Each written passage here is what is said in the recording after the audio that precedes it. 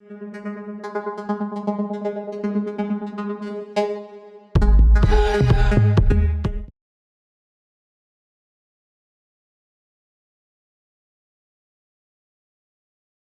everyone, my name is Bele Guaranda, and today I'm going to present to you detecting damaged regions after natural disasters using mobile phone data, the case of Ecuador.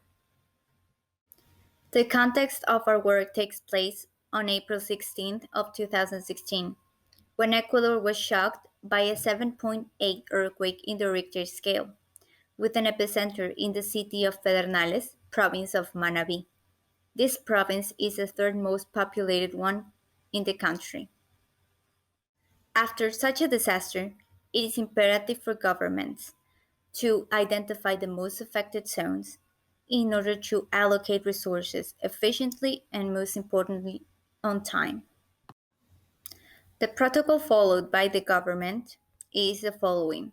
They delegated a group of experts to make in situ visits to the possible most affected zones.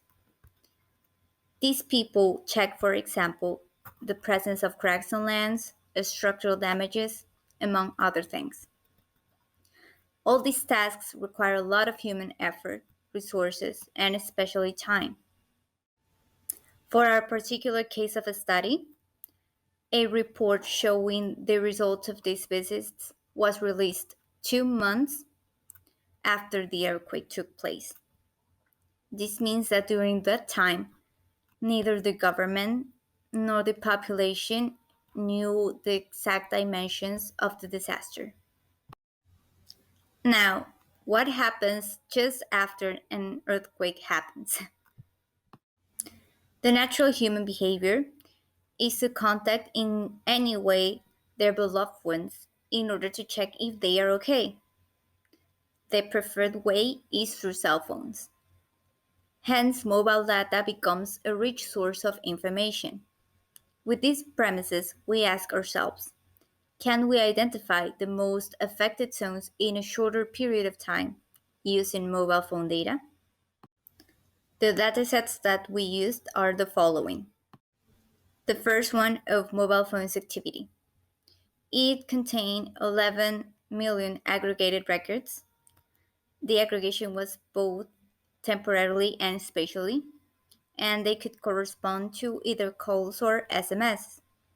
They belong to 808 call towers distributed along 20 cantons, which covered the entire province of Manabí. A canton is a political division smaller than a province. The records date from April 15th to the 18th, which corresponds to one day before and 2 days after the earthquake, and it was provided in a datathon from the second most important and used telecommunications provider in Ecuador. Now, our dataset is a bit complex, so here I'm going to use a diagram to illustrate what each record means. Each record corresponds to an event distance. Now, for each record, we have a home tower located in coordinates x and an event tower located in coordinates y. If a group of people generates either call or SMS at the same time and nearby, those events are registered to have been created in Event Tower. In addition, the telecommunications company has an history per each of its users, and they register the place in which they have created most of their activities historically. The most near tower is the home tower. It is important to mention that we did not have information about the receivers of the calls or the SMS. The events distribution is the following. We have a lot of activity generated in the capital of Manabí, which is Puerto Viejo, and the second most important city, which is Manta. But also, in the city of the epicenter, which is Pedernales. More activity is represented by the red color. We also used an official dataset, which corresponds to an study per the level of damage of each canton of Ecuador. For the damage level assignations, the EMS 98 standard was used. A level of 1 indicates a higher affectation. Levels 2 and 3 have a similar affectation description, so we decided to combine them. At the end, we have two labels to predict. Our methodology. We performed three different types of analysis. The first one is a spatial, and for spatial characterization, we proposed the Visitor Diversity Index, which is based on the Shannon's entropy. It is a metric that explains the popularity of a given place in terms of the persons that come from different places. This factor is a proportion for home tower of event tower I, recording mobile phone activity from people associated with the lower A home tower, all this divided by upper A different towers. A high VDI indicates that people from a diverse set of cantons have registered mobile activity in Canton I. We aggregate the indices by canton and calculate the cantonal value. Finally, we obtain the z-score of the geometric means to normalize the cantonal VDI. Our second analysis corresponds to a graph analysis, in which our purpose was to give a high score to the towers that have the highest influence in the network.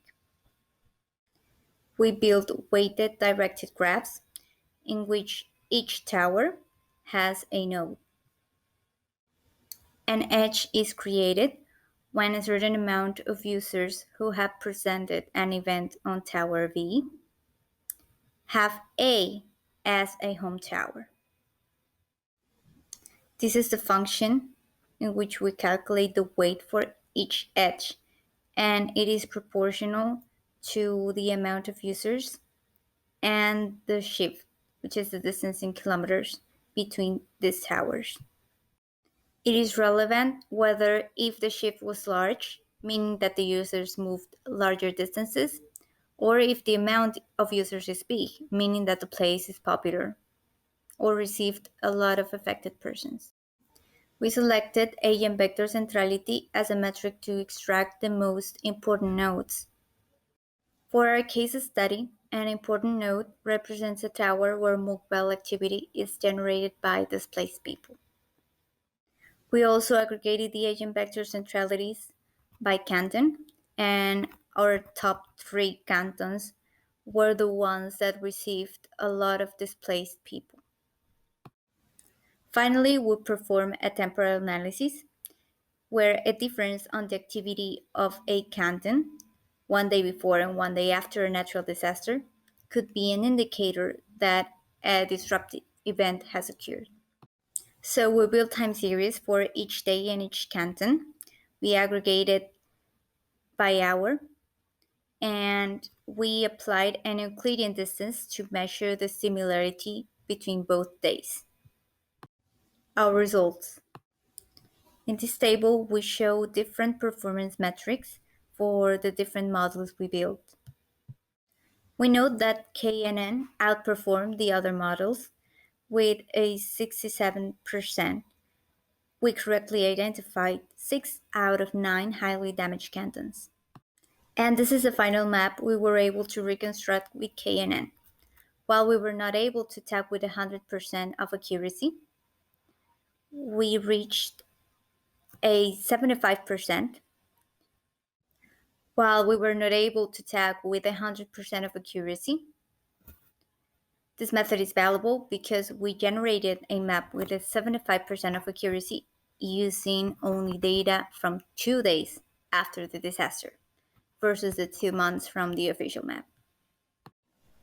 A big thanks to my co authors. And if you are interested in knowing more details about our work, visit us later.